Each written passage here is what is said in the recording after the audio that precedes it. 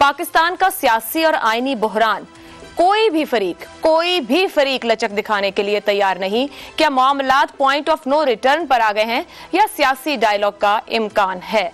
हसन निसार साहब। देखें Ayesha, 70 plus years, मैं पूरे 75 नहीं कहता, साल बाद भी अगर पॉइंट ऑफ नो रिटर्न पे ना आते तो अवाम के शऊर और बाशऊर और गयूर होने पे सवाल उठता। कौम, मैं जब से होश संभाला है, ये पहली बार एक हरारत, एक जिंदगी का सबूत दे रही है। और बेसिकली एक बात मैं आपको बताऊं, लेट्स नॉट कंफ्यूज इश्यूज। ये इमरान नहीं है, हरगिज नहीं। ओके, मेरा यार बोलदा, इमरान के पीछे बंदा ना हो तो वो कैसे इस तरह का स्टैंड ले? और ये पॉइंट ऑफ नो रिटर्न क्या है? ये अवाम की ताकत है जो बोल रही है कि वो खुद उनसे डायलॉग नहीं करेगा, और बात होगी तो अवाम के इस बुनियादी हक पर, वोट को इज्जत दो। आखिरी बात, नाउ और नेवर वाली ये सूरत हाल अगर टल भी गई, जो टलनी नहीं चाहिए, तो याद रखना कल इससे बहुत भयानक और बहुत बड़ा डेडलॉक भी हो सकता है। यहीं रुक जाएं, होश करें। मेरा नहीं ख्याल। हसन साहब, मैं आपकी गुफ्तगू से समझूं कि डायलॉग आप समझ रहे हैं वक्त की जरूरत नहीं है? बहुत सी जरूरतें होती हैं वक्त की जिन्हें नजरअंदाज कर दिया जाता है, पामाल कर दिया जाता है। ये अभी एतजाज साहब का मैं सुन रहा था, वो डार के तो सारे एहसासे डॉलर्स में बाहर हैं। जुमला है एतजाज हसन साहब का, मैं नहीं बोल रहा, कि रुपया चढ़ता है, उनके एहसासे जरबें खाते हैं, आवाम का बेड़ा गर्क होता है। ये अभी मेरा ख्याल घंटा भी नहीं हुआ। ये क्या जरूरत है नहीं है उसको छोड़ें आप। हाँ, ठीक। अफसार आलम साहब, कोर्ट में आज बार बार कोशिश और ये रहा कि सियासी डायलॉग की तरफ जाएं, हुकूमत और पीटीआई बैठें, बातचीत करें, आप कौम के लिए बातचीत करें, मुज़ाकरात करें, ताकि, क्योंकि ये भी बात हुई कि इलेक्शन एक ही वक्त में होना मुनासिब है, ये भी बात हुई वहां पर। इसके बावजूद के बेंच के ऊपर भी एतराजात रहे, जो भी, लेकिन बार बार डायलॉग और सियासी बातचीत की जरूरत का एक तासुर आया उस गुफ्तगू में या रिमार्क्स में। हम पॉइंट ऑफ नो रिटर्न पर आ गए हैं क्योंकि सबकी पोजीशंस तो वही नजर आई जो थी। ये डायलॉग का इम्कान है? पहली बात तो ये है कि अदलिया का ये काम ही नहीं है ये बताना सियासतदानों को कि वो डायलॉग करें या ना करें। अदलिया से अपना काम होता नहीं है। वो पंचायत के सरबराह बनने की कोशिश कर रहे हैं। पहले साकिब निसार साहब को बाबा रहमते बनने का शौक था, अब मौजूदा चीफ जस्टिस साहब वो हर वक्त पंचायती लहजे में पंचायती हल पेश करते रहते हैं तमाम मसाइल का। एक आइन है, कानून है, उसके मुताबिक जो फैसला उन्होंने देना है वो दें, और पॉइंट ऑफ नो रिटर्न पे चीज़ें पहुंची हैं तो पहुंच जाएं, क्या फ़र्क पड़ता है। एक दफ़ा जो कटी कटा निकलना है वो निकल आए और पता तो चल जाए सबको कि कौन कहाँ खड़ा है। इस तरह घसीटा घसीटी हर वक्त लगे पिछले कितने सालों से। टेंशन पूरी कौम को दी हुई है, इकॉनमी तबाह हो चुकी है, डॉलर का रेट किधर जा रहा है, जजों को सियासत का चस्का ही नहीं खत्म हो रहा। मुझे तो इस बात की समझ नहीं आ रही।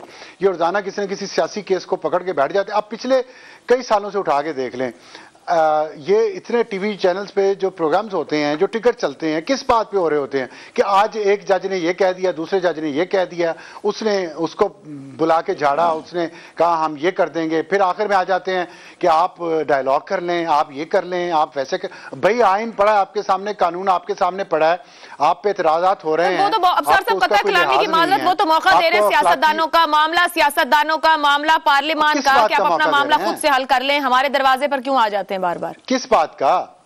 एक सही है एक गलत है, एक सही है एक गलत है, ठीक है। आइन और कानून की रोशनी में उन्हें कहना चाहिए ये सही है ये गलत है। वो सही और गलत को बराबर क्यों खड़ा कर रहे हैं? मुझे ये बता दें पहले, जजेस ये जवाब दे दें कि वो सही और गलत को बराबर खड़ा करके ये क्यों कह रहे हैं कि मुज़ाकरात कर लें। आप किस मर्ज की दुआएं?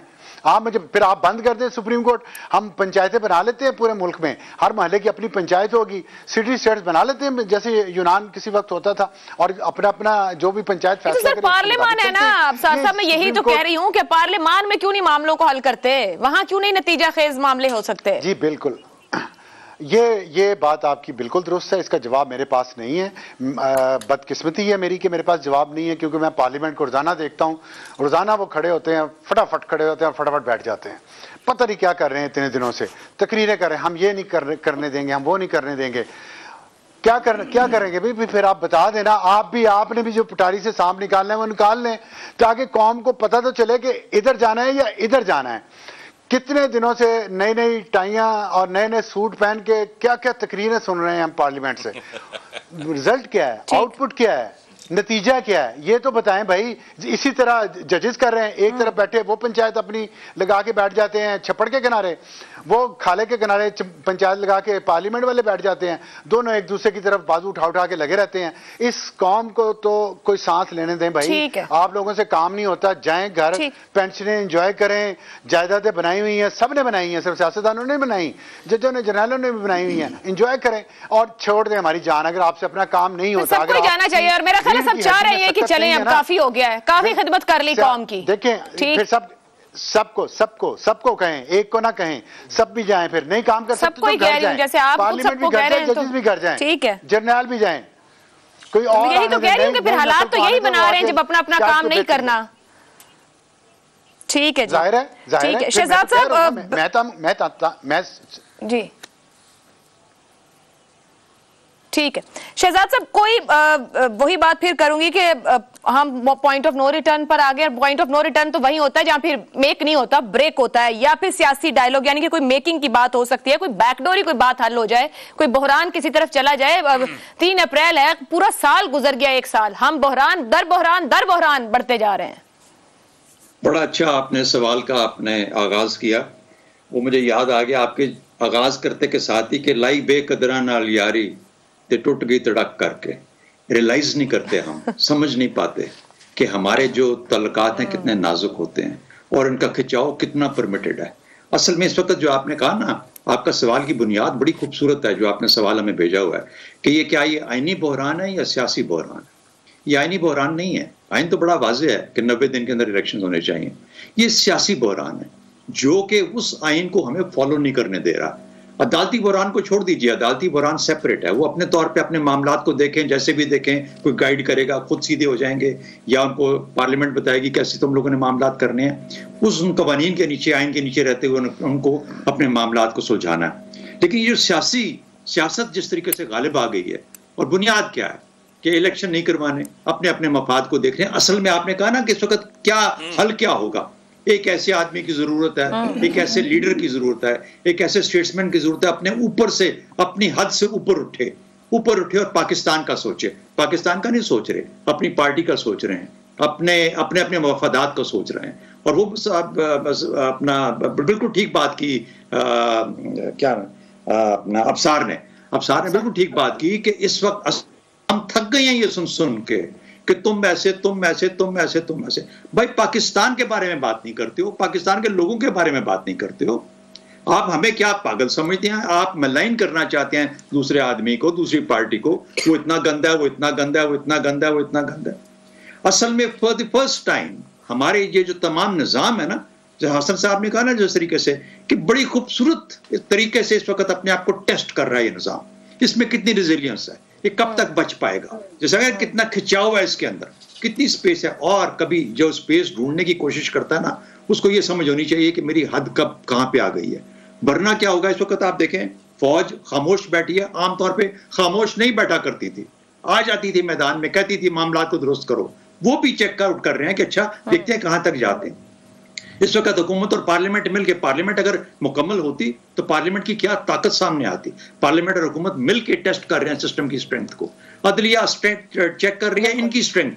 तो कहने का मतलब ये हुआ कि जहां सब इदारे ही एक दूसरे की ताकत को चेकआउट कर रहे हैं, टेस्ट कर रहे हैं, तो आपको क्या पता कि कब तड़क करके टूट जाएगी।